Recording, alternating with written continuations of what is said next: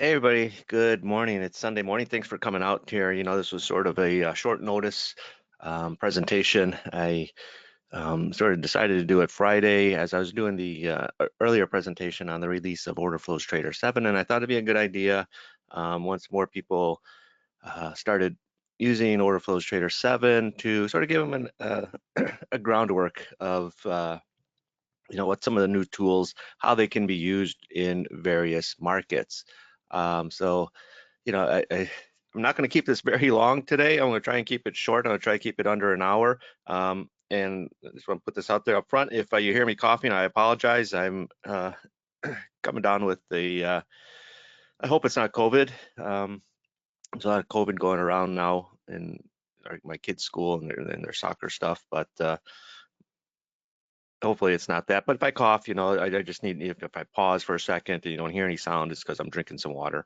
So let's just jump right in. I don't have anything really prepared, like any slide set for it, because I don't think you really need that. I had talked about on Friday that I was going to take a look at some different markets. I spent Friday the presentation talking about e-minis, showing all the tools on the e-minis, but I know a lot of you guys trade other markets like the currencies, bonds, crude oil. So we're going to take a look at those markets today. Okay, let me just get my notes out here real quick. Flipping through some pages. Yeah, and just really quick, this is being recorded, so you will get it on the replay, and we'll post it up on YouTube as well. Lynn says the update is awesome. Well, thanks. I appreciate that feedback. It's always nice to hear from traders that get value out of what we're offering, in terms of reading the order flow. Good morning, Alexander. Gord, good morning. Vito, Neon. Yep, Jeff, we are recording. Juan. Yeah, I'm going to get into some of the techniques with the Orderflows Trader software. Anthony, Luciano. Good morning, guys. Armand. Okay, now just really quick, when you first load the Orderflows Trader software, this is crude oil. Now this is an 8 range chart. So I'll just show you here. Okay, when you load it right on to your chart, the settings that come up, right, all these defaults that you see in here are sort of, it's your starting point. It's not what you have to use. Okay, so, and then the only ones that are enabled are the delta divergence. Okay, I'll just go through here. So you can see delta, there's a little checkbox next to each tool, right? It says enable, right? Align POC, enable. Buy and selling tells, enable. So you'll see delta divergence is enabled. Now I'll just turn it off. I'll turn off whatever I got turned on here just to keep the starting point clean. Prominent point of controls, I'll turn off. Now the reason why the default setting is set that way is because that's what I use as my starting point for most markets. Then, depending on the market and the chart type, I will go and modify it. Now, the next question that I get a lot is, what's the best chart to use? Is it a time-based chart? Is it a range-based chart? Is it, a tick-based chart, Renko chart, etc.? Honestly, it doesn't matter. Really what matters is your own style of trading, your risk parameters, right? Your risk profile, so to speak. Are you willing to take more risk or less risk? For example, okay, this is an 8 range chart on crude oil, okay, which I'm fine to trade. I'd rather trade probably an 8 range chart in crude over a 1 minute or something like that. But there's people that want to trade a little bit faster. They're going to use maybe a 4 or 5 range chart. And some people maybe say the volatility is a little too much. Maybe if we go up another $20 in crude and we're trading over $100, I might expand it because the volatility, as price goes up, so does the range. Okay, so if we go up another $20 in crude, I don't think using an 8 range chart would yield the same results in my own analysis, simply because now we're getting quicker moves because, now we're trading $100. And a perfect example is like E-mini S&Ps, right? We're trading, over 5,000 now. And I wouldn't use a 4-range chart anymore that I used to use, 7, 8 years ago when we were trading, 1900, 2000. So we've doubled in price in the S&Ps. And, for me, using a 4-range chart is just too much. So we'll start with crude oil. Okay, so crude oil 8-range chart. Again, don't get caught up so much on the chart type, whether it's a range-based chart or a tick-based chart or a time-based chart. Find a chart that works for you and that, more importantly, puts the order flow in a format that's easy to read, because all these numbers in here you're seeing on the footprint, that is just data, right? So you're trying to analyze the data as easily as possible, right? And so, if you're using a 4-range chart, it might be too fast for you to understand what's happening in the data, right? If you're using a time-based chart, you're constricted by time. So as you get closer to the end of the time period, the bar is pretty much formed. Whereas on a range-based chart, bars are formed based off of price movement. Okay, so crude oil. Okay, now there's a lot of new tools. I'll spend some time mostly talking about the newer tools today, but I'll mix in some of the older tools as well. So I'm going to talk about crude oil. I'll go into bonds and tens, Eurocurrencies, and we'll take a look at Mini-Dow later. Okay, so it's 4 or 5 contracts. Now, all these tools that you see in here, right? There's a lot. I do not recommend that you add everything all at once. Okay, because if you do, you're going to get a lot on your chart, and it's going to be a lot to try and make heads or tails of, right? Because again, more is not always better. We have the tools there because so many people trade so many different markets. Myself, right? I trade markets that 99.9% of the traders out there don't even look at, right? Palm oil in Malaysia, right? That's just a pet market of mine because I've traded that since basically the 1990s, right? I spent a lot of time in Asia and Singapore, and I would travel up to the palm oil places in Malaysia because I work for a trading company. And there are certain tools that I find work better in agricultural markets than maybe the stock markets or the stock indices. So we'll talk about the new one, PLC Wave, right? Because this is a pretty popular one that I first wrote about years ago. And I'm gonna make one little change here. Okay, so the POC, just so it's a little easier to see, I have the opacity set at 50. I'm gonna set it, better say at 20. I'll make it 50. It's just so it's a little easier for you to see on the chart. Now, so you can see it's going to put this box around where the POC wave comes in, right? You can see the green bar, then the red with the higher point of control, red with lower point of control, just as here, right? Red with the green, lower point of control, higher. It's just simply a pattern, all right? That's all it is. It's nothing more than just a pattern. Now, you'll see like in an area like this where market is going sideways, you often get over and over, right? You see it's coming in one, it's overlapping even here, 1, 2, then consecutive, then one here, and then it breaks down, going into the close. Now, when you're looking at the POC wave, okay, now there's a couple ways to do it. You'll notice there's this red area drawn at the top of the bar, the blue area drawn at the bottom of the bar. And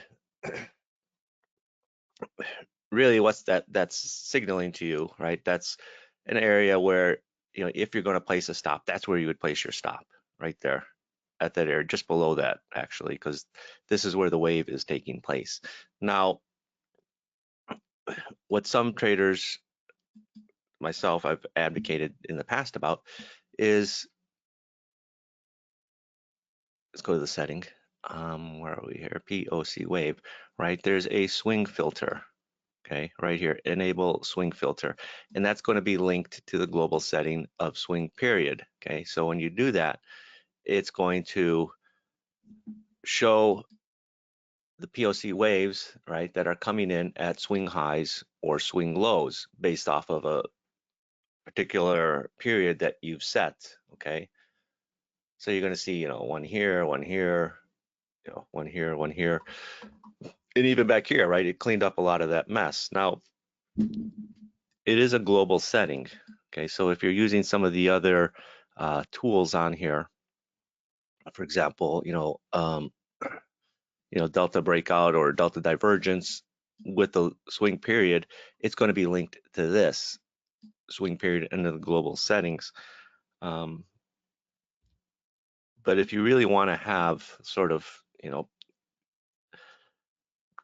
I'll say true swing highs or true swing lows, you can set it at a higher period, okay? Because the higher you go, the bigger swings it's going to look for, right? 5 is pretty tight for most traders. 10 would be another level. I would do like 5, 10, 20. I mean, you could do 5, 10, 15, but 5, 10, 20, and go from there. Now, you're going to see, right? This one's still there. That one is there. You have the one here, just sort of went sideways. Here, just sort of went sideways. Here, here, here, here, here. Now, on a range-based chart, okay, this is one of the differences of a range-based chart versus a time-based chart is I'm always a big believer in what I call the trade entry signal. I have this programmed into a lot of our individual tools. And really what it is, it's let the market take you in to a position, okay? And so basically, right, you see the blue box here in the middle. Okay, so this is the low of the wave. This is the high of the wave. What you want is a breakout above this high, right? So the market is going. Now, in a range-based chart, you're always going to get that, period. Sometimes it's going to go, you might just go 2 ticks like here and then go back in. On a time-based chart, right, obviously it's formed different, and you're going to get a lot of bars that you got the high of the wave and then you go inside for a while, right? You don't get that initial sort of breakout. So if I were to change this to a 1-minute chart, right, let's see, it's a little smaller, go back. So like here's a bullish wave, but obviously we never get above the high of that bar. Here's a bearish wave, right? Next bar goes inside, and then you start breaking down a little bit, and you get a little bit of a move down. Go back. Excuse me. Again, bullish wave, inside, inside, and then you break out and go higher here. Bullish wave, 1 tick higher, pull back in, then you start moving. That's sort of the difference that, depending on the chart type you're using, you got to keep that in mind. Because, if the market goes inside on you in the next bar, then you're sort of not getting that initial, let's go back here, right? You're not getting that follow through, right? It doesn't come until 3 bars later. So really, you want to see the market moving in your direction, because you really with the wave is you're trading a breakout, right? Because what's happening is you can see here, right? The point of control on this red bar, right? It's even an aligned point of control with the previous bar. Then you start trading lower, right? And volume is going lower. Then it sort of spins around, I'll say spins around, but it puts in the heavier volume at a lower level. And often what's happening is, there's passive buyers in here absorbing whatever aggressive selling is taking place. Aggressive selling dries up, then it's aggressive buying, and you move higher and you put in a higher point of control. So now, volume, bar 1 is kind of neutral. You go a little bit lower, volume is starting to go down, price went down, volume went down, but it reversed, right? And then it reversed into the next bar, and volume starts going higher, right? The same would be true on the opposite side on a red candle setup, on a bearish setup. But you still need that order flow to be bullish. And in this case, it took 1-2 bars before it popped out here and went up about 20 ticks there. Now, if you, again, if you're on a, the range-based chart, okay, right, every next bar is a breakout of the previous bar, right? Because that's why it's a range-based chart, right? Because price is moving based off of range. So you're not going to run into that. So that's sort of one of the little nuances if you're using a time-based chart or, a range-based chart. So that's the POC way. But quickly, I want to talk about one of the older settings, market weakness. I'll turn off the wave. Market weakness, okay. And I'm going to use a swing filter. I'll set it back to 5. I mean, I could keep it 10, but I'll just make it 5 for now. Because before we didn't have the market weakness with, a look back period. It was just going to come in anywhere there was market weakness, like here or, or here. Now, what we found is if you're using a look back period, you can actually modify it slightly from 3 into 2. Okay. And again, whether you want to use 5 or 10, right? It's a global swing period. So if you're using the swing period on other things, it's going to affect that as well. But we'll just keep it at 5. Okay, so you can see again, here, there's a bearish one, there's a bullish one, but it's going to capture more of the major swings. So again, a look back of 5 will be a little quicker to trade. Here to here, here, none here, right here. So, and again, if you're using a higher look back, it would, if I was using a look back of say 10, right, this one wouldn't show up. This one probably would. It would just filter out a few of them. Okay, so again, if you're, depending on the type of chart you're using, that's a range-based chart.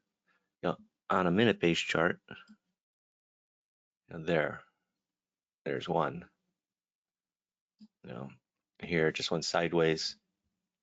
Here, but again, with anything, with any order flow analysis, let the market take you in. Okay, here you get your signal of a bullish market weakness, and it's coming in. It's going to start printing as soon as it's showing in the order flow, and you just wait. Right, you just wait. You drop a buy stop in, a couple ticks higher than the high of this bar to get long. That's where you're going to get long. Just as here, you wouldn't short this one.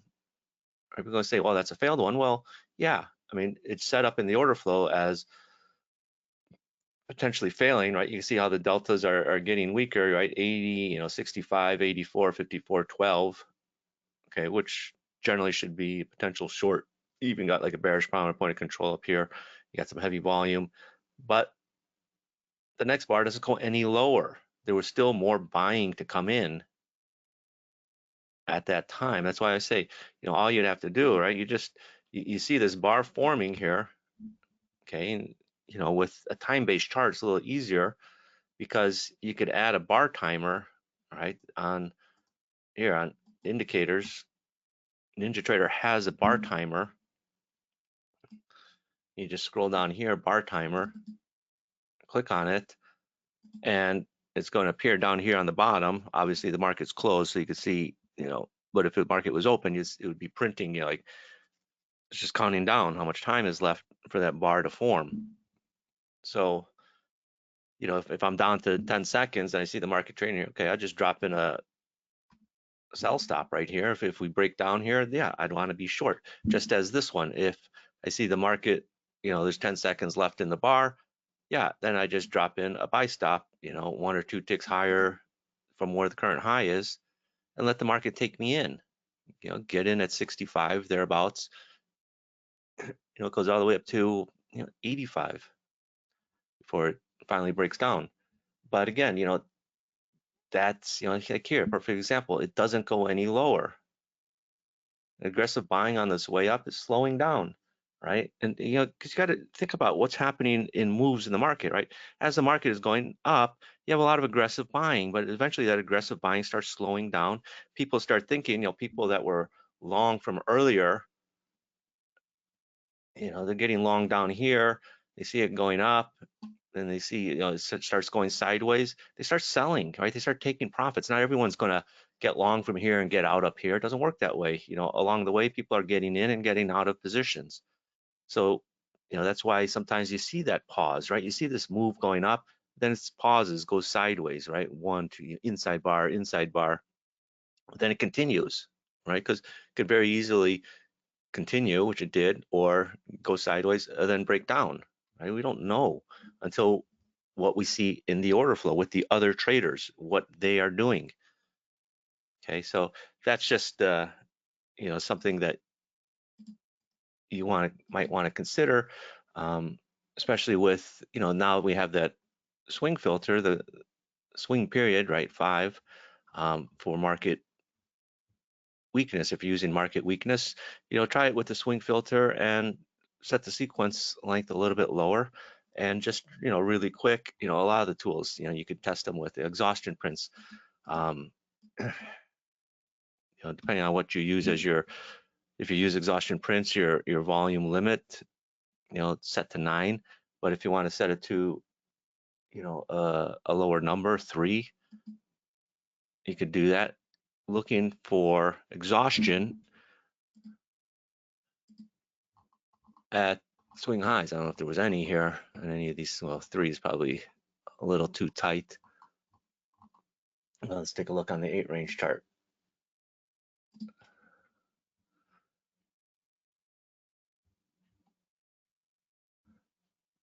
Yeah, so 3 is just a little too tight. Well, here's a 1, here's a 2. Okay, you buy the 1 here, goes up a little bit, fails, fine. 2 here, just shoots up from 50. Excuse me. It's a $1 move right here, 79.50 to 80.50. A little failure here, But again, on a range-based chart, right, you're always going to get that initial market moving in one direction. So, because this bar formed and it's range-based, so for the next bar to form, it's got to take out the high by at least a tick for the next bar to form. So maybe on a range-based chart, you might want to use 2 ticks or something. Here was a short, here was a long. But again, that just gives you an idea of how you can start to use these tools that are there. Again, I'm not saying that you got to use 5. If you use, if you were to keep the exhaustion print at 9, who knows? I haven't even looked at that, but here's 9, right? Catches this move here, catches this move here. Not much of a move here, but from here to here, back up. Here's a nice move down. Another little move, but you're gonna get those small moves like that. So maybe you want to set a higher swing period. You can play around with it. That's the whole point of it. It's not for me to sit here and say this is what you have to use in this market on this chart type. It's about me explaining how you can use this to build your own trading plan, right? Your own setups on what you're going to look for in the market. So let's just shift to bonds or tens. We'll go talk about tens since that came up on Friday's call. Again, I'll just go back from the original setting, and I'll talk about some of these settings on what to look for in. Again, it's not that this is what you have to use in this market, okay? Because you can play around with it in all markets, okay? So this is the default settings, okay? And for you guys that have watched my training videos and the weekly training videos, or attending the live sessions, there's certain things that I really like to look for, okay? This, get the crosshairs up here. the bearish prominent point of control with the bearish prominent point of control that's not traded into, and the value area that's not traded into in the next bar.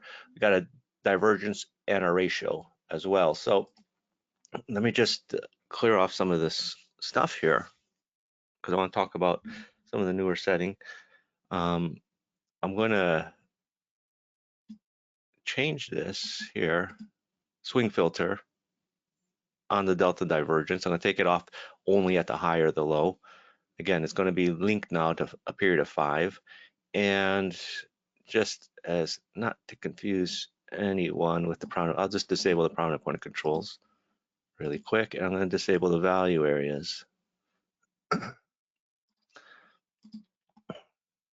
So basically, it's going to be a slightly cleaner chart in the sense of now I'm looking at divergence, delta divergence at swing highs and swing lows. Okay, so you can see here, right, this gold area, gold, all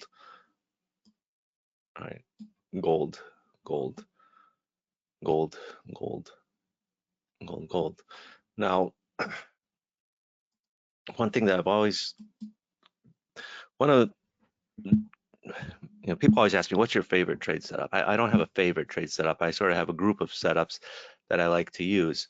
And one that I've always talked about, as long as I've released the software, is the ratio and divergence, the bearish ratio, bearish divergence. Now, there is a swing filter here as well for the ratios, okay? And again, it's also linked to the global swing period. And so let's go back to the ratios. Where are we here? What I'm going to do is I'm going to make the draw mode fixed. Or sorry, from fixed, I'm going to go until tested. Okay, I'm going to keep the ratios the same, 30 and 0.69. And with the ratio and divergence set up, if the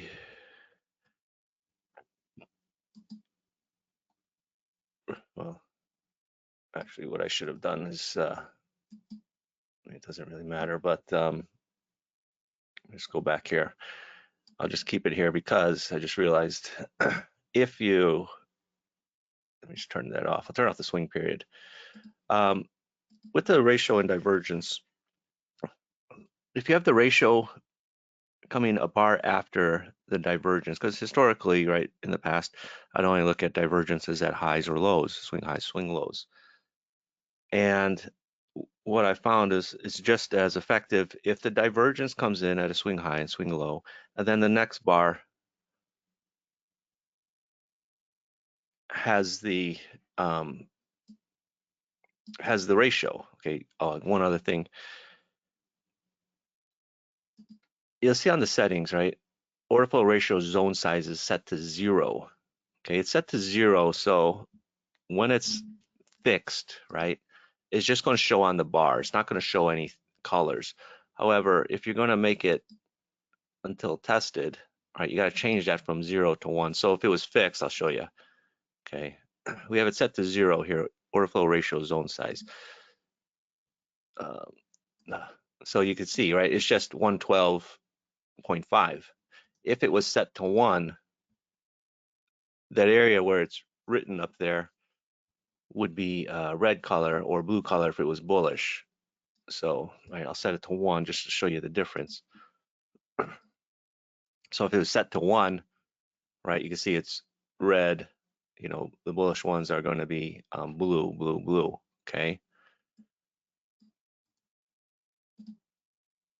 But if you're going to draw it out fixed, it can't be 0. It's got to be at least 1. Or sorry. So if you want to draw it out until tested, here, where are we here?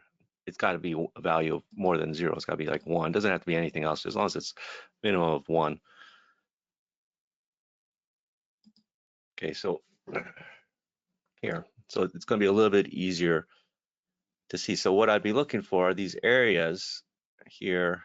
This one, well, it's 9 o'clock. This is also 9 o'clock, where you have the ratio and the divergence here and here. in the bar. So you're going to get the red on top of the gold color, or the blue below the gold color. Okay, that is one of the setups that I've always looked for a decade. Okay, and now with the the swing filter for looking at delta divergences, on an intraday basis, I can take a trade like this here because I got the divergence followed by the ratio. Okay, but it's got to come in the bar right afterwards. So that's depends if it was bonds. I don't know if there was one here. Okay, because again, if I'm looking at divergences at highs or lows of the day, I'm not going to get this trade here. Right, there's one here at 4 in the morning, one at 3 in the morning.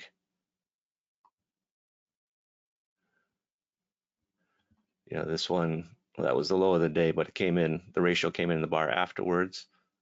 Okay, there was one here. But that's, one of how you can use some of the existing tools, the ratios and divergence. Now, let me talk about the order flow gaps here. Now, let me just clean this up. I'll turn off the divergence, and I'm going to turn off the ratios. I got stacked and balanced. I'll turn that one off. Okay, so ratios, I'll just disable that. Now gaps, okay. I'm gonna make it a little darker because it's set at 20, but I'll just make it 60 so you can see it a little bit easier on my chart. Now obviously you could enable a swing filter if you want. You could also draw out the gaps fixed or until tested, right? You see the zone size is 1, so I don't have to worry about whether it's going to appear or not. But we'll start out with it first without the swing filter, okay? So you can see here, now this is bonds, okay? 10 years are going to look pretty similar, right? So you can see on this move up, gap, gap, gap, gap, gap. On the move down, gap, gap. If it was looking at 10 years,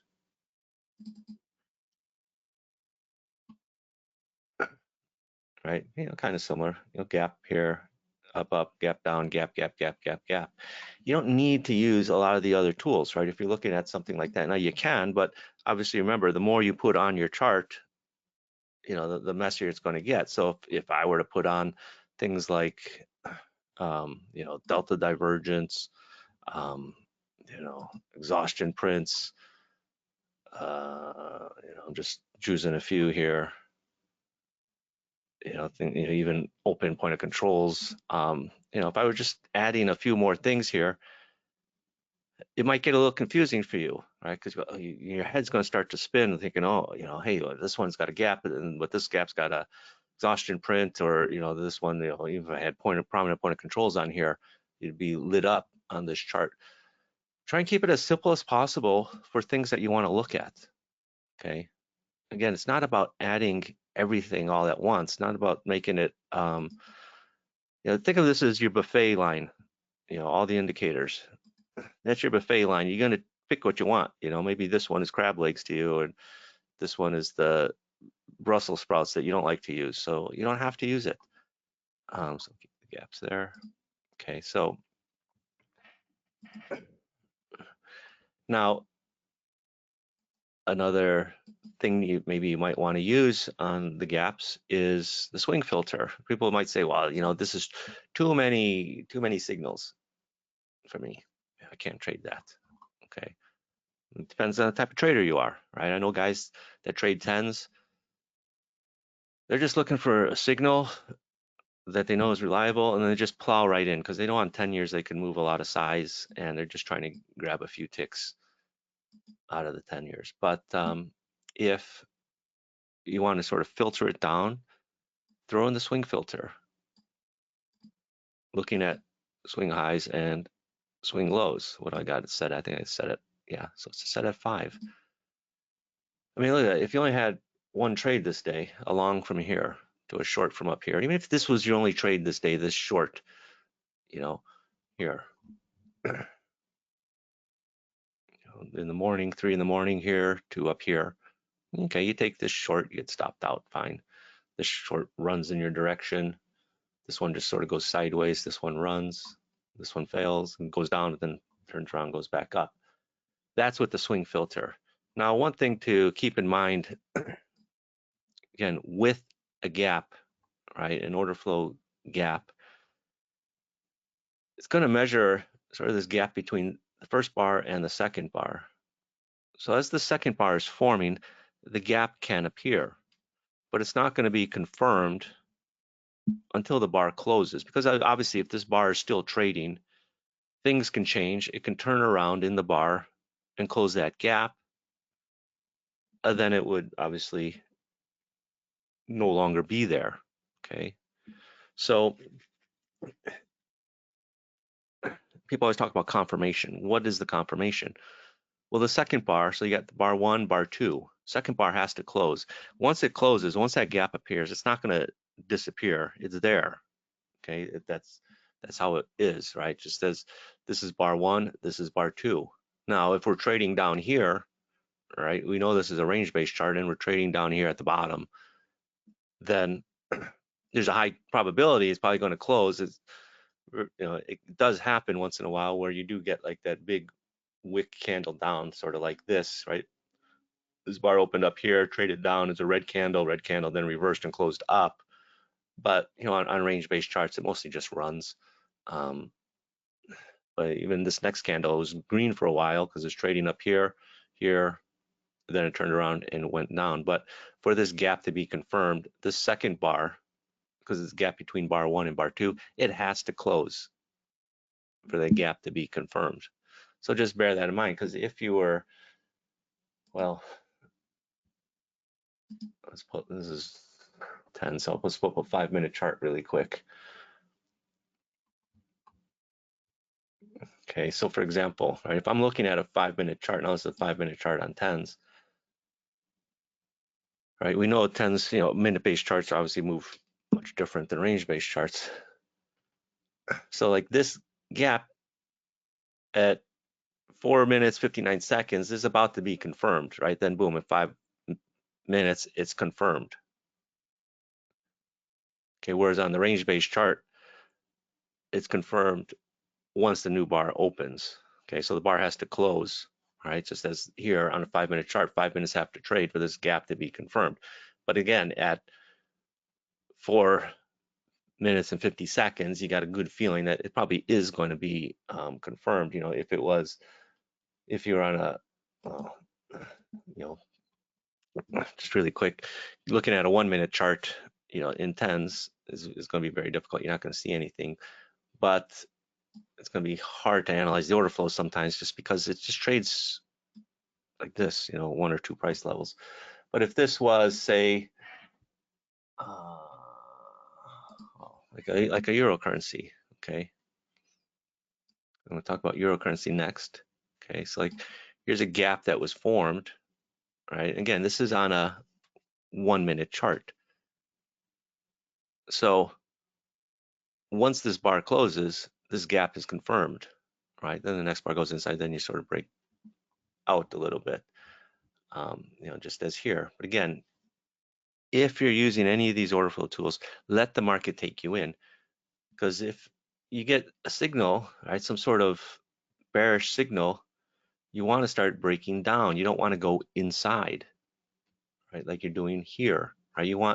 What you want is, okay, I got my signal, then the next bar starts trading lower, right, to capture that move, right? Why you want to get short and say, oh, I got a gap here, I'm going to get short immediately on the open of the next bar, then it trades higher and eventually stops you out. You don't want to take those trades.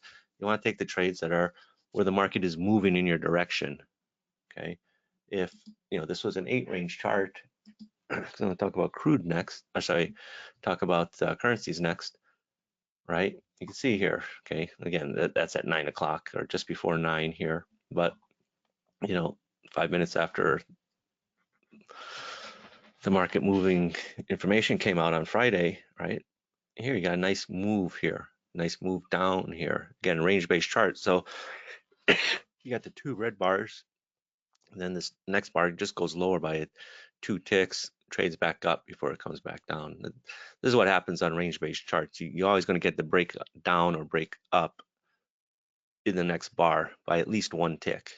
Generally, sometimes, it's range basis just does this to you, 2 ticks. If you're on a 4 range or 5 range, it could be 1 tick. Now, okay, let's go back to tens real quick. The other one I want to talk about, again, it doesn't matter what market you're looking at. With these, you can use all these setups in any market that you're looking at. Okay, so that was the gaps. So take that off. Now, next one I like to use is the open point of control.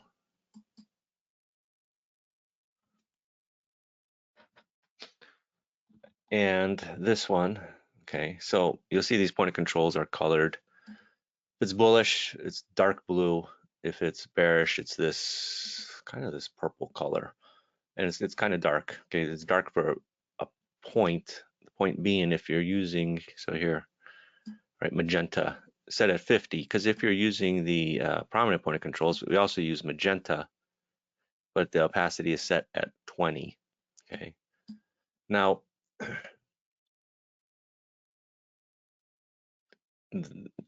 one of the main differences between this open point of control and prominent point of control is it'd be extremely rare to get an open point of control and a prominent point of control in the same bar.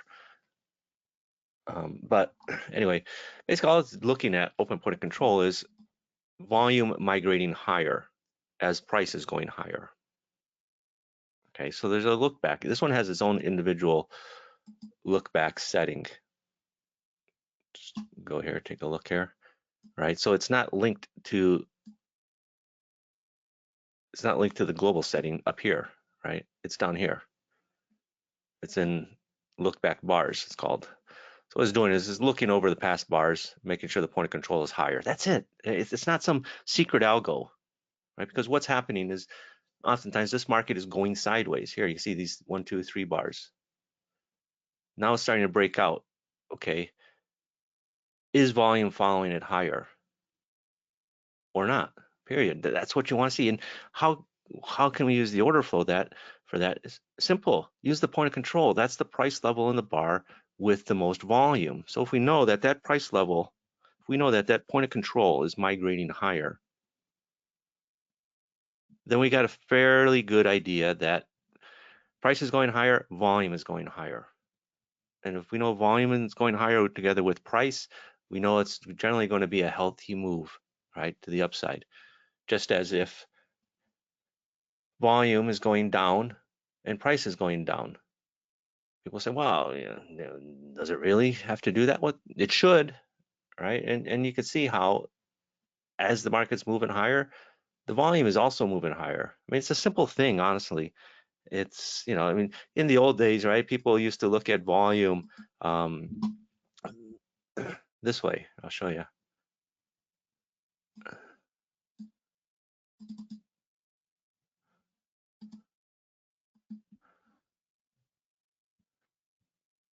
Right, people used to look at volume down here. Okay, it'd be like, yeah, this bar is a little bit higher, this bar is a little bit higher, this bar is a little bit higher. So you know it's a healthy move. Okay, well, why not just look at the volume where it's trading in the bar? Is it also going higher? Right? Save your eyes from having to squint. Is this one higher than this one? Yeah, it is, like that. Basically that's what you want to see, right? People say, well, this volume didn't go higher. Here, the volume is actually going lower. But in the bar, the volume itself, relative, because now it's relative, right? Because if you're looking at volume here, right, the volume that's being traded in the bar, well, this bar's got 26,000 contracts traded, but the previous bar's got 36,000. The previous bar's got 36,000. Previous bar's got 52,000.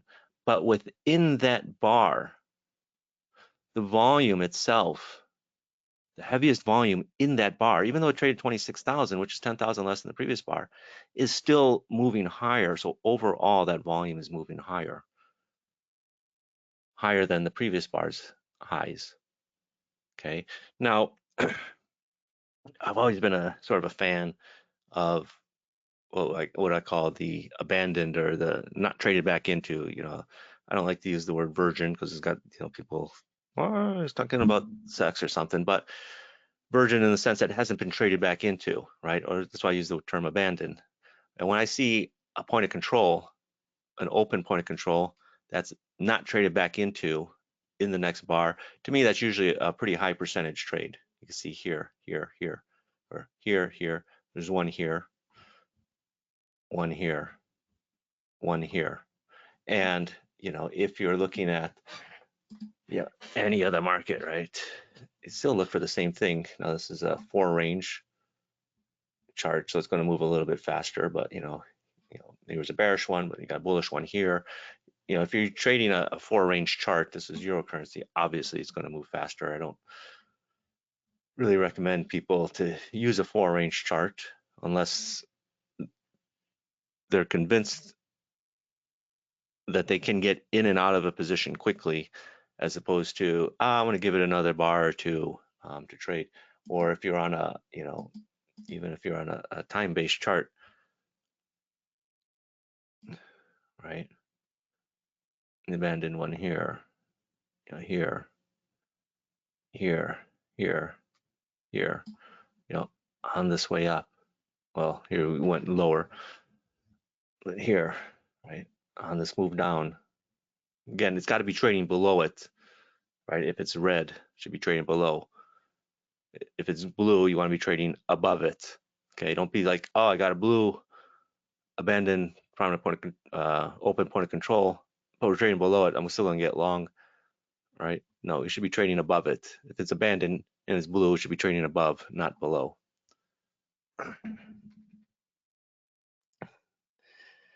Okay, so let's see. I got bonds, I got Eurocurrency. Let's talk about Mini-Dow for a second here. I don't want to talk about E-minis. I spent 2 hours on E-minis the other day. So I'll talk about or Mini-Dow. Now, this is, again, the default settings that's set up here. So I'm going to just disable this stuff so not to confuse you guys on what I want to talk about now. I'll turn off the ratios, prominent point of controls, stacked imbalances, value areas. I mean, I could keep a lot of these on, but I just don't want you to get confused by seeing other things and start thinking something different. Okay, so this is my chart. Now, Mini-Dow, okay, on a minute-based chart, it trades a lot of prices. Now, you can see this bar here. It's almost, I mean, this is obviously it was 9 o'clock. It's a 100-point move. Okay, these bars here, it's about 30-point move, 30-point move. Here's about 50-point move. On markets that are like that, like Mini-Dow, MNQ, and Q, what I found from talking to traders is they prefer to use range-based charts. It's a little bit more consistent, as opposed to a chart where you don't know if a bar is going to get stopped out within the bar immediately. But again, it's just a personal choice. So you can see here, right? It's a little more consistent. We're trading quite high, almost 40,000. So 10 points or even 15 point or 15 range bar. Again, it doesn't matter. Just find the one that makes sense to you. I wouldn't use an 8-range chart in this market. I would definitely use something stronger. Now, what I'm going to talk about is accumulation distribution. Okay. Accumulation distribution. Now, I should have just had my trader program the passive traders in control part, because if you're just not using it with passive traders in control, you're going to see a lot of signals. Okay. Right here, like almost every other bar's got a signal. So if you're doing that, that's just showing some signs of accumulation distribution. So actually, it's not that bad, right? Because if you can determine that, hey, you know what, I've hit a swing low, starting to rally, and I see signs of accumulation coming in, you would ride that up, right? But it gets confusing sometimes, in thinner markets. I mean, I'll show you a market like bonds later that are thicker. Um, it could be a bit overwhelming. But the one that puts it on turbocharge, in my opinion, is the passive traders in control. So it's not just a sign of accumulation or distribution, but the passive traders are really being in control. Here.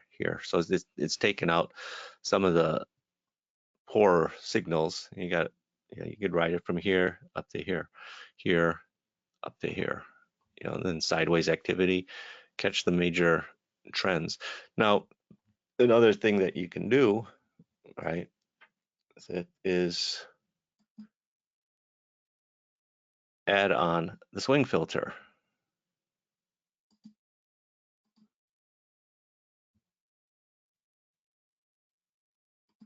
Right, so it's giving you the swing low, this to the swing high, right here. Well, this is 9 o'clock.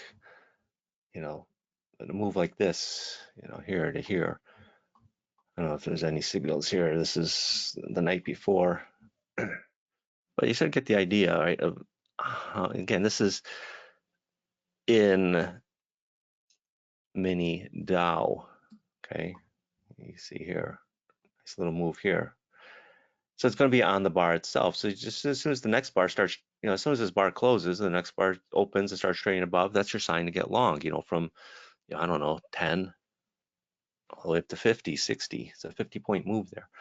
And there'll be ones where sort of gives you this head fake here and then comes down. That's the difference with the range-based chart. If it was a minute-based chart, again, you have to draw that line. You have to make that conscious decision. Do I want to trade a range-based chart or a minute-based chart? A minute-based chart or a range-based chart? Okay, because the way your setups are going to look, it's going to be different. Right? You don't see as many here on the minute-based chart. If you're on, say, let's go to tens. Now, if it was a market like tens, again, I can't use a minute-based chart there just because it doesn't have enough movement in the 1 minute period. On a market like tens that trade a lot, or any market, interest rates, tens, bonds, I'd be hesitant to use the swing filter simply because there's going to be, I know this market trades a lot of size, and I know how it trades. Trades against the whole curve, right? And not only the curve, tens against bonds, against ultras, against fives, but it also trades against the European markets, right? The bunds. The bunds is a 10-year contract. The gilts. So there's a lot of other stuff going. But if I can identify areas where there's accumulation taking place here, it's just going to give me in my opinion, it's going to give me that advantage, right? People say, well, what about the night session? Can you trade this at night? Well, of course, because look at the volumes. It's strong volumes.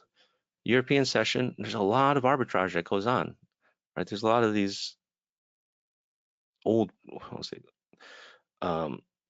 prop firms, these pioneer prop firms where guys are just sitting there at night. Well, now they got it all programmed to trade tens against bonds, or tens against bunds rather, tens against gilts.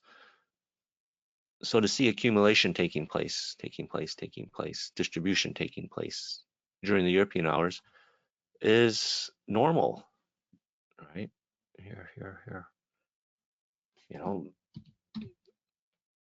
Treasury bonds. That was 10 years here. Same thing in the bonds, right? Lesser volume in the bonds, but you're still getting nice signals. Though that's at 9 o'clock, but after 9, here. Imagine this was the only trade you took this day from here to here.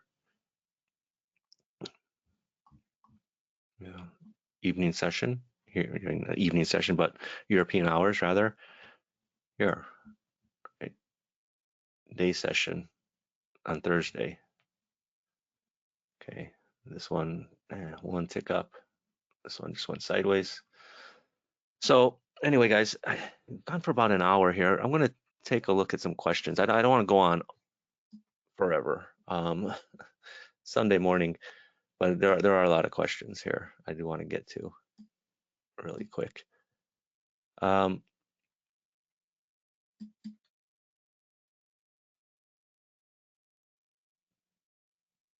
James, check your spam folder, 'cause I know I've sent it to you like twice. I know I've sent 2 general emails, but I thought I replied to your email last night, but take a look in your spam folder. Again, I know Google recently changed a lot, same with Yahoo Mail, even Hotmail, I think is getting blocked nowadays with my emails for some reason, but take a look in your spam folder just in case. But I'll respond to your email again, but I know I responded to it last night, but I'll take a look. Okay, so let me see here. Questions. Is the POC a session chart or by bar? POC is by bar, right? Every bar has a point of control, right? And point of control on a footprint chart in a bar is the price level with the most volume. It's on a bar by bar basis, as opposed to if you're looking at a daily volume profile, that would be for the whole day. Now, you could break down your profiles by minutes. There's tools out there that you could draw a profile box, from, say, I want to draw from here to here, from this, or from this swing low to this swing high. You drop, you just cover this, and it'll give you a point of control, like, whatever. It'll probably be down here around 09. Okay. So basically, the period that you're looking at, okay, and in this case, I'm looking at it on a bar by bar basis.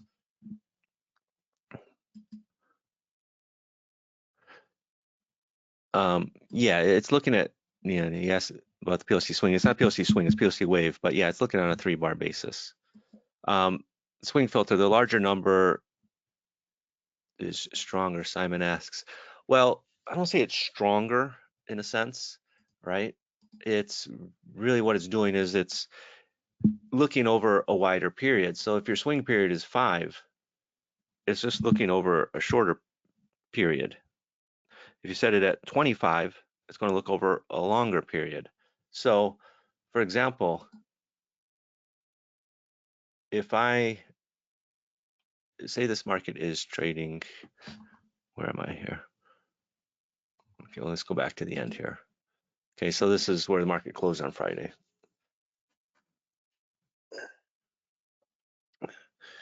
1, 2, 3, 4, 5, 6, 7, 8, 9, 10, 11, 12, 13, 14, 15, 16, 17, 18, 19, 20, 21, 22, 23, 24, 25. If the swing filter was set at 25,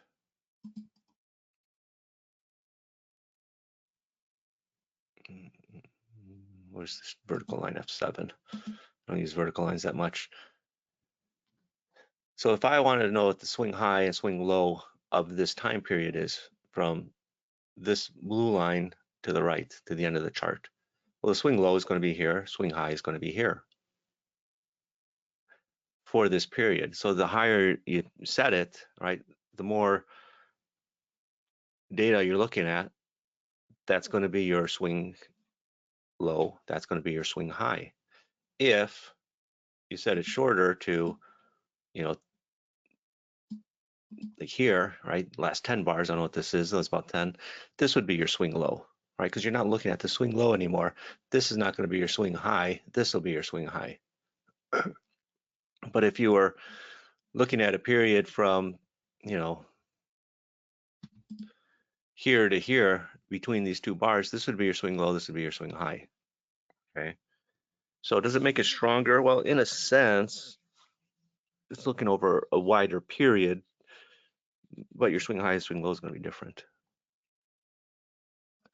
Yeah, it says, yeah, it can be a lot more noise with time base, especially if you're looking at momentum, right? If you're momentum trader, You want to be looking at a chart where it's really showing price movement as opposed to time movement. So using a range-based chart might be in your best interest. Well, again, Sarman asks, is it better to use a time-based chart or a range-based chart? Again, it depends on you and the market you're trading, right? I wouldn't use, let's go back here, right? If I was looking at the wave, I still wouldn't use a wave on a time-based chart in the bonds or tens. I would still use it, on a range-based chart because that's the type of chart how I use. This is bonds, right? So being here, that one didn't work out. This one didn't work out. Kind of worked out, kind of worked out, kind of worked out here. In previous days, it's a nice move here. This is in the Asian hours. It goes 1-2 ticks higher. Here it goes 4 or 5 ticks lower. This was a nice move. So again, it's going to vary on the market that you're looking at, right? Because say you're looking at a market like, okay, so we'll start here real quick with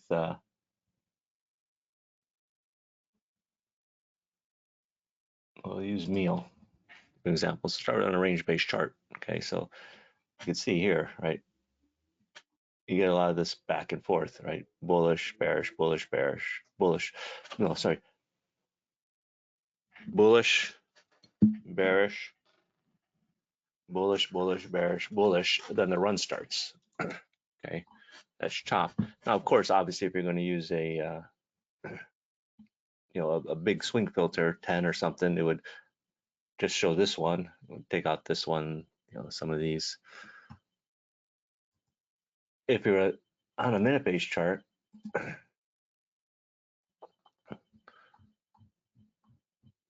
there's any here. There's one here, a bullish one here. Where are you going to get long is on the breakout of the top of this wave. Where's your stop going to be? It's going to be below that wave. So maybe, well, you wouldn't got stopped out here because it didn't trade above until afterwards, right? Then you could have caught that move. Here, right? This is your low. This is your high of the wave. You're buying that breakout. Really, what the wave is, you're trying to get long on a breakout or get short on a breakdown. Okay, obviously this one started to break out, then eventually failed here. Well, that's right before the close. Night session, you're not going to get much because it's very quiet. Again, here, right? Got your wave, but it's just sitting inside the wave, so you're not going to take this trade. All right, I like to give it 2 bars to sort of break out, but sometimes I use 3. Here it broke down immediately in the next bar. You're getting short 30, 10, 30 even. Again, your stop is above the high here, at 31. Comes back up, tests that high, and then sells off. Here's a breakout. Here's a wave here, right? This one, again, next bar inside, you're getting short in here or here. Okay, it doesn't work out.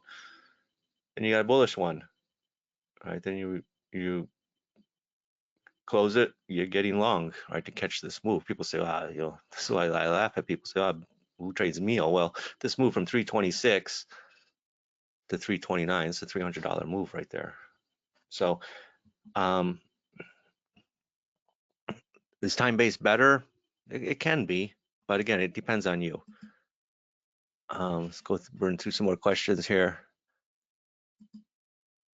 Market weakness reads delta, Neon asks.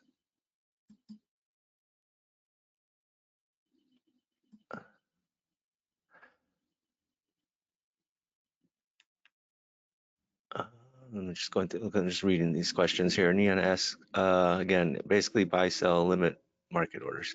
Yeah, that's what's in the footprint. It's okay. This is a question that came up the other day, and I know it's kind of for people that are new to reading order flow, right? You hear of aggressive traders, right? Passive traders, um, and for every trade to occur, there is a buyer and a seller, right? There's either an aggressive buyer buying from a passive seller or an aggressive seller selling to a passive buyer. Okay, and you could read that information in the footprint chart.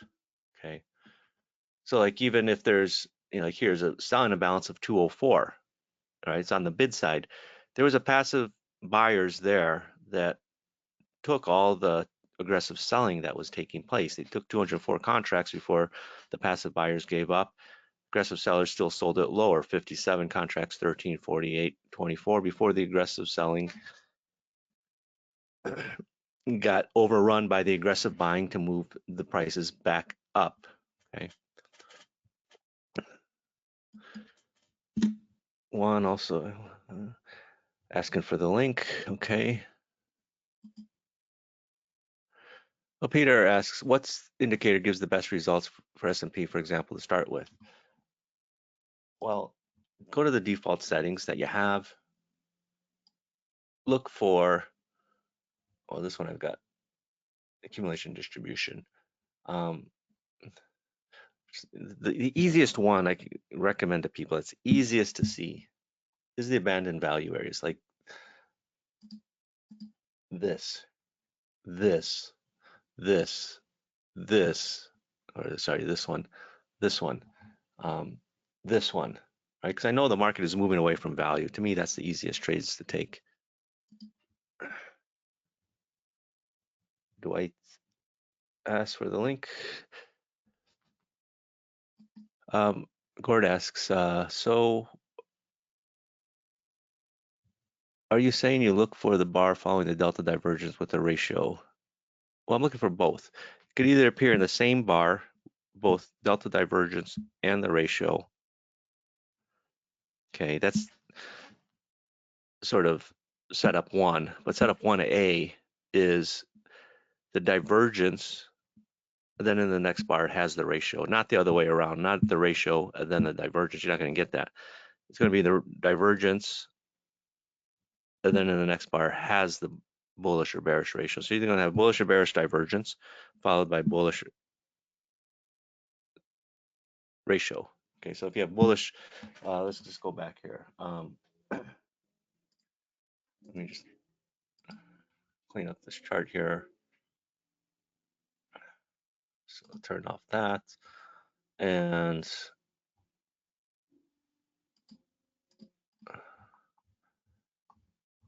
ratios, where are you?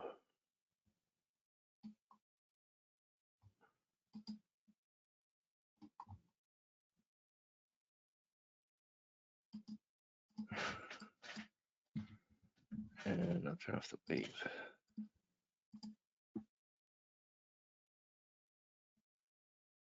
So again, we'll market this. This is still meal.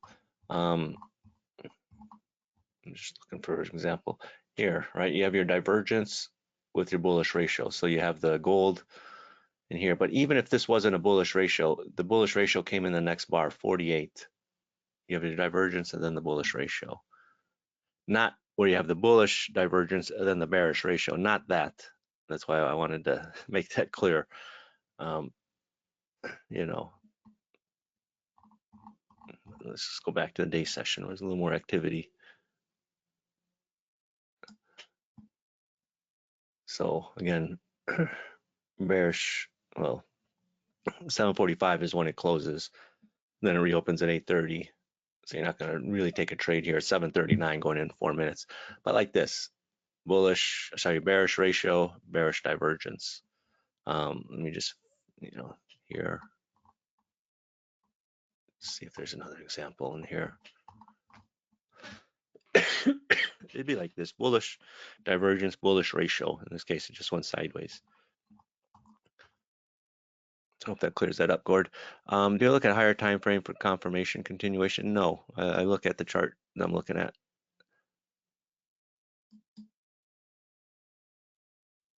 Bala asks, how do I identify the price action which is going sideways using order flow data? Any key factors we can check on any of your indicators? Well, the easiest way to check if a market's going sideways is one, we'll keep an eye on the point of controls. Are they more or less the same price level? Another way I like to look at it is these value areas. Are they overlapping? Like here, right? Overlapping, overlapping, overlapping. To me, that's a sign of a market going sideways. Or are they starting steadily going lower, okay, or higher here, like here, here, here. But if they're generally covering the same prices, to me that's a sign of a market going sideways. That's a good question.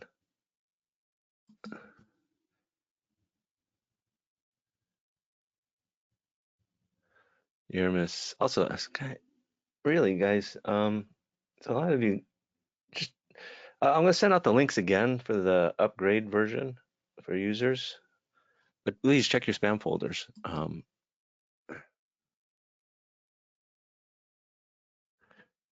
Anthony, I'm just looking at your question, Anthony. The license token.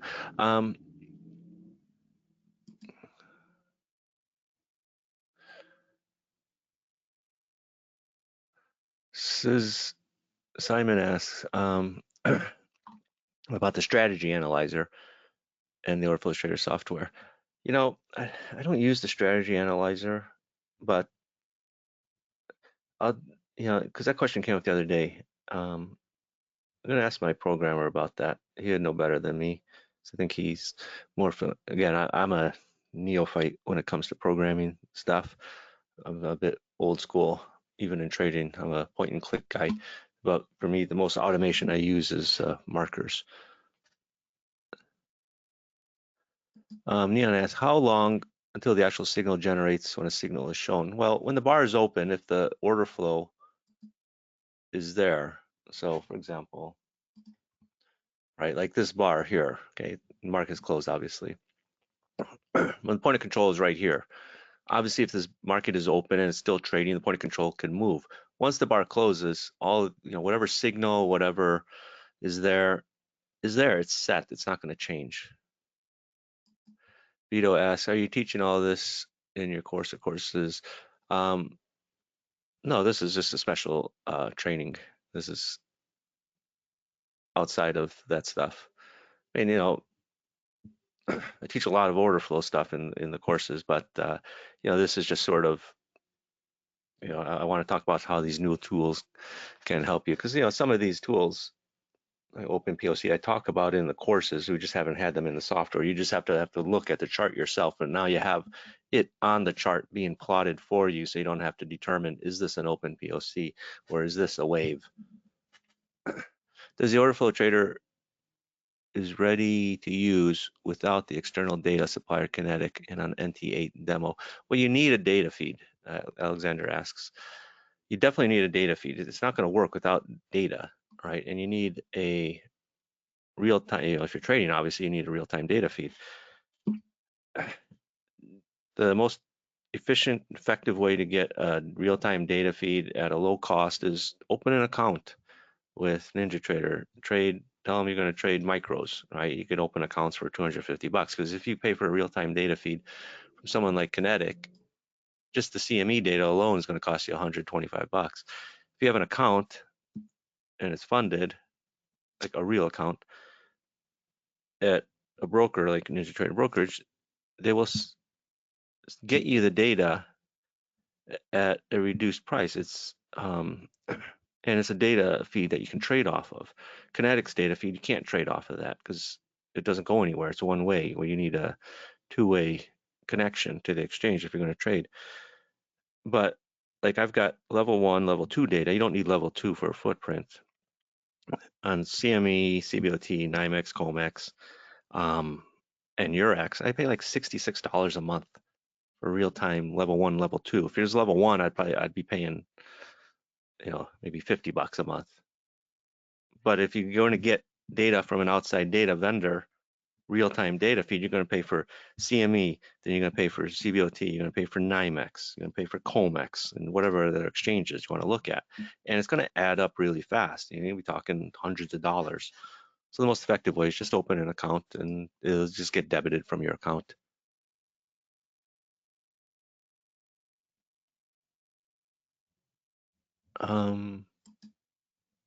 Lynn asks, is there a way to change the right margin? If you're talking about this area here, right, like that, you really just got to scroll. I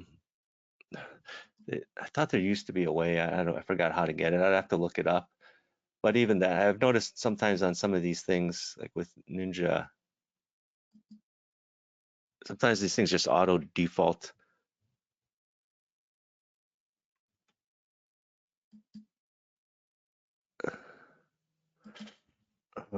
But anyway, I'll look into that, Lynn. I thought there used to be a way, I think on 7, where you could set a default setting for this right margin. But on 8, I'm not sure. Okay, Vlad. Yeah, Vlad says it was in his spam. Okay, Thomas. It's weird because again, I'm going to send it out after this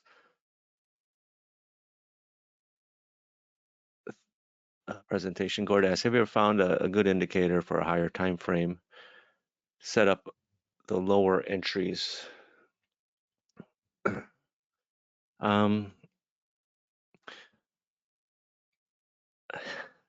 There are some. Gord, I'm going to talk about that probably on the weekly session because that's a little bit more. That'll take me a while to talk about, but I'll take a look at that. Sam, I see your question there, Sam, about your license token. Get that sorted out for you.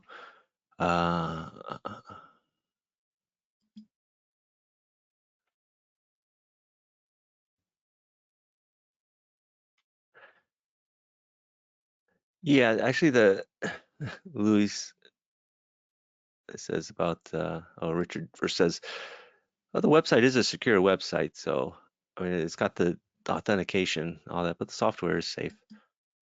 Richard, Luis asks, just a doubt in NinjaTrader. If I want to draw an area in the chart between 2 prices in the footprint chart, how do I guarantee the footprint comes on top of the drawing?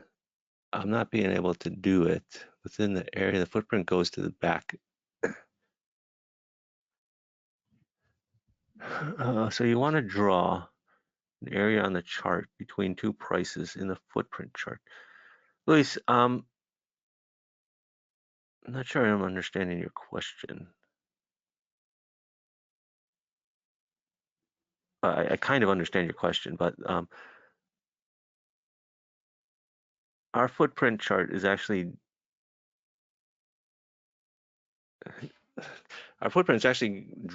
programmed to appear at the back, at the bottom. As if there was, imagine if there was layers. Luis, send me an email because I have to talk to my program. That's kind of a separate thing because you want yours to appear on the top. Because the problem is, right, there's been some tools that I use from, I have a lot of tools from NinjaCators because I partnered with them on a lot of stuff. So they gave me like a lot of access to their stuff. And, I'm always testing out other tools. And sometimes some tools from third-party vendors would always draw to the back and it wouldn't show up on my footprint chart. So I had my programmer go in and set our footprint to appear on the very bottom. So anything on top of it, right? If you were to add an extra indicator, would appear on top. But Louis, so you're sort of asking sort of something that can do the opposite. So shoot me an email on that. Nestor, okay, see your email there. Walter, yeah, it is free. Walter's asking about if the upgrade is free. Excuse me. Sorry. For existing users, yes, it is free. Santosh asked about Ninja Renko bars. Okay. I don't have Ninja Renko, but I'll reach out to them and see if I get a copy. Chris asks, PLC wave with exhaustion principle bar 2 seems to be a high probability trade setup. Yeah, Christian. There's just so many different, again, I could go on. I mean, that's the beauty of it, right? Of the software is there's a lot of different tools. Again, think of it, I'm saying like a Swiss Army knife is one way, but like, you go to a buffet, a restaurant, right? There's a lot of things out there. You're not gonna get everything. I mean, some people do, but me, I always check what's the meat, is the crab legs. I go for that first, right? So I'm going to use the ones that I like to use, just as you would eat the meals you like to eat. But then you can find, combinations, mashed potatoes and gravy, delta breakout and something, or exhaustion prints and, divergence, or as Chris says, POC wave. Because again, you don't have to worry about it because everybody looks at order flow differently. All right, so you're not gonna get millions in, and not everybody uses order flow. People go kicking and screaming sometimes into order flow. Richard, I don't use Algo and Orderflow 7 on the same chart. I use them on different ones. I just throw the Algo on a simple bar chart. It's just easier for me because I'm looking at certain things taking place with the Algo.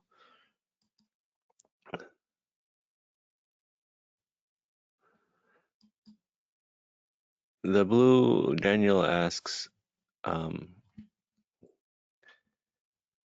when does the blue line print after one bar closes? Yeah, it'll print actually. Things, hang on here, I'm just writing something down here. So like, for example, like these, as soon as this ratio, like in this bar, as this bar is forming, as soon as this ratio is taking place, it will print as long as the order flow stays there. Okay. If this bar turns red, it's not going to print as a blue line or bullish ratio. Then it'll start analyzing the ratio from the top side of the bar. Okay. Alan asks, will these setups be added to the vault? No, it's different. Juan asks, what confluences signal have you tested with these news indicators between them or existent? Well, like, okay, so let's go back to these indicators real quick. A lot of these, the existing indicators, I still use them, right? But one of the things that, not like, I hate to call it secret sauce, but I've always told people you got to look at these things in context of the market, right? Anything in context of the market. So, I always like to trade around the edges of the market, meaning highs or lows, or swing highs or swing lows. That's why it was important to get this swing period on here. So if I'm looking for, an exhaustion print, what is this market? So this is meal. I don't know. I'd probably use a small number, 3, right? If I'm looking for exhaustion in the market, right, I'm going to be looking for it to come after a move. To me, that's going to give me a potential for a reversal. And it was hard for me to get traders to understand why you'd be looking for exhaustion at a swing high or swing low, because they're like, well, why? I'm like, well, if you're looking for exhaustion, imagine you're running a race. You're not gonna get exhausted in the first 10 meters. Some people might, nowadays I might, but after you run for a half a mile, that's when you're gonna start feeling exhausted, just as if a market is making a move, right? Where are you going to look for exhaustion after the move has taken place, right? For a potential reversal. So to me, that's like the most biggest thing here. Want to ask yeah, to automate it. Yeah, we're going to probably get something going on about that.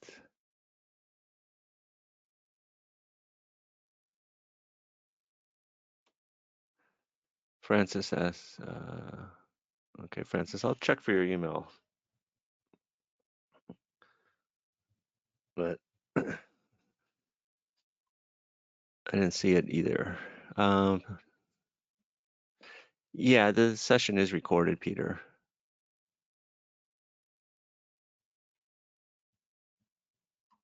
Irene, thanks.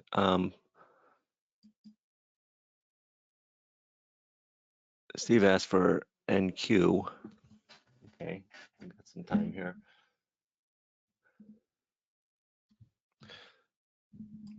Now, I'll be honest though, NQ is not a market that, I mean, I will look at NQ, but I haven't traded this market in a long time. It just moves too much for me. I prefer markets that are a little bit more easier to read the order flow, right? And to be honest, I don't even look at it on a 1 minute chart. What I do look at it is on a 30-second chart. Now,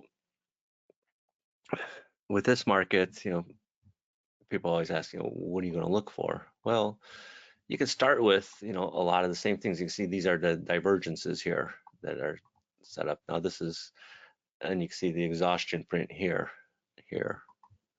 But it's not like I'm looking at anything super out of the ordinary, right? I would look at the value areas, see what value areas are doing.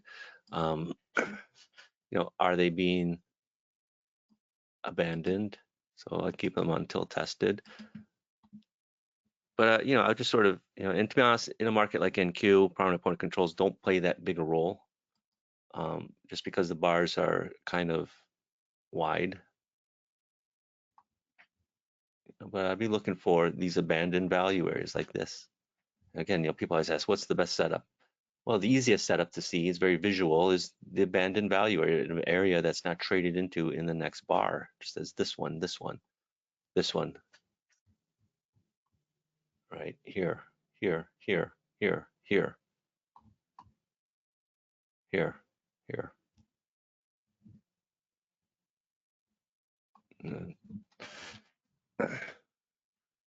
Irene, again, thanks. Johnny also says software is wonderful.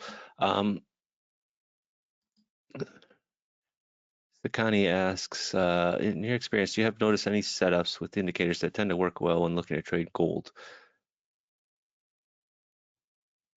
I'm new to all this and just looking for some insight. Well, gold's a nice market actually, for trading, because you tend to get a lot of size go through it out of nowhere. Size just comes in.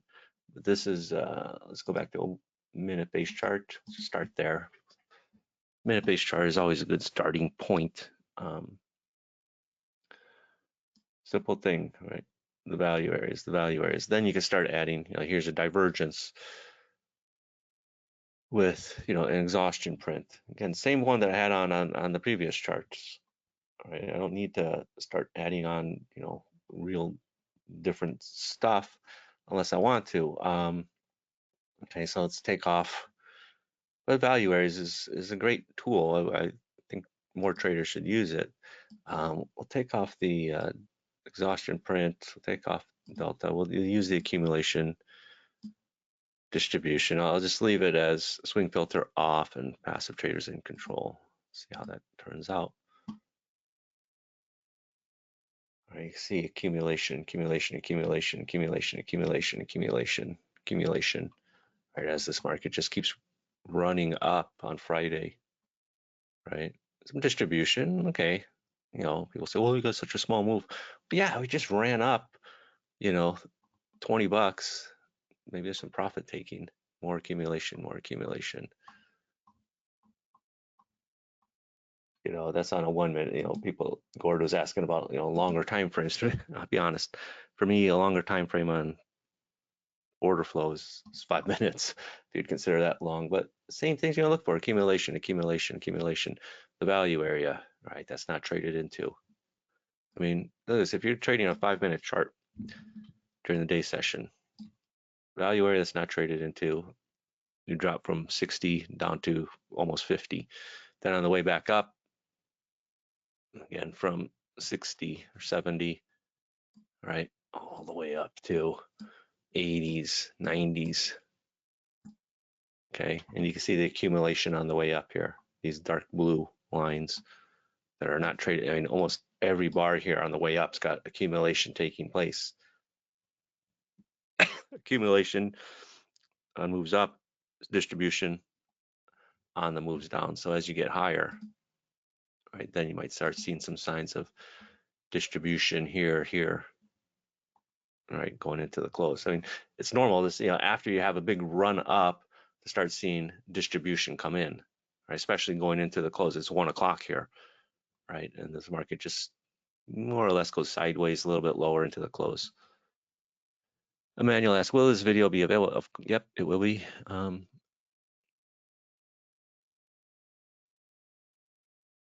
Waleed says, by the way, upgrading to the latest NT software. NT upgrades, you must have been on a way earlier version, Waleed. Remember last spring, I think they came out with the 8.1, because on my older PC, the one that I use for like email and surfing the internet and stuff, I still got 8.0.28 on there, and the Orderflows Trader won't work on there. 8.1 has been out for over a year now, about a year, and it's gone through several iterations already. So and I'll be honest, the first 6 months I hated it, but you have to get updated on it, unfortunately. But if you're doing the upgrade of NT software, you're not going to need all you need is your login credentials, right? The templates, if you're going to use the software, the Orderflows Trader 7, you got to create a new template anyway. Okay, so again, if you want to use it, I mean, it's unfortunate you have to, right? And again, I can't do anything about it, because if you're on the older version of Orderflows Trader, of NinjaTrader, and you add this new version of Orderflows Trader, it's not going to work. It's going to cause your system to hang, because there's functions, it's doing things, it's trying to look for certain functions on the older version of NinjaTrader that just aren't there, right? So of course it's not going to work. It's going to cause it to hang anyway. And you think, there's nothing more frustrating than trying to open Ninja, because I went through that months ago. My program, like, it's not working. It's because I had the older version up, or the older template up, and it's trying to access stuff that's just not there to access, and it would cause it to hang. So it's unfortunate, but it has to be done.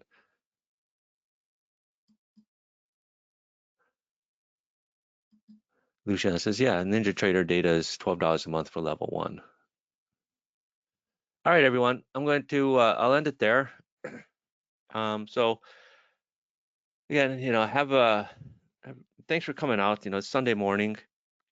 It's a big ask. I said I sort of sprung this on you in the last 24 hours. I'm going to do this, so I appreciate your sticking through to the end on a Sunday. So have a great week, everybody. And again, I'm going to go through again all these questions. I see I got James, Juan, Dwight, Miss everybody asking for the. I'll email it out again to you guys, but again, I'll try to email you guys separately. Maybe I'll send it off from my personal email. Maybe that will go through for some reason. Sometimes it works, sometimes it doesn't. But have a great rest of your weekend, everybody. And if you can make it on if you have the software and you're on the list for the weekly trainings on Wednesday, be sure to make it out there. All right, everyone. Have a great weekend. Catch you later. Bye-bye.